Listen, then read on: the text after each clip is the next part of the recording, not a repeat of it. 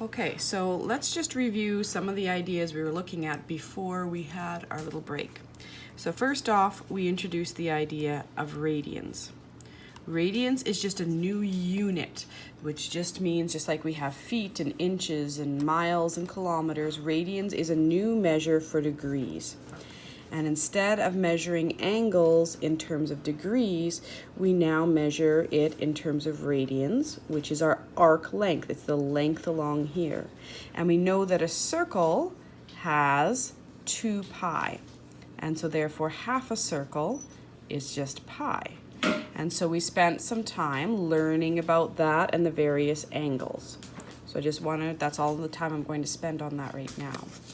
The main things that we're talking about now are our sinusoidal function. Sinusoidal function.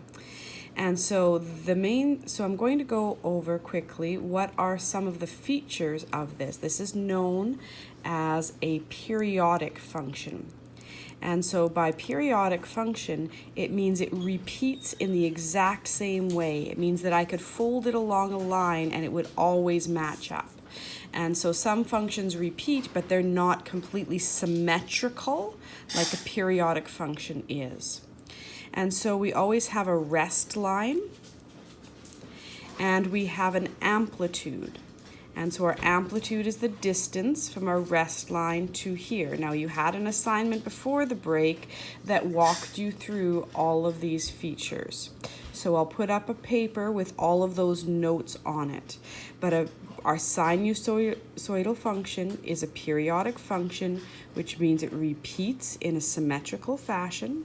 It has an amplitude, which is our height right here.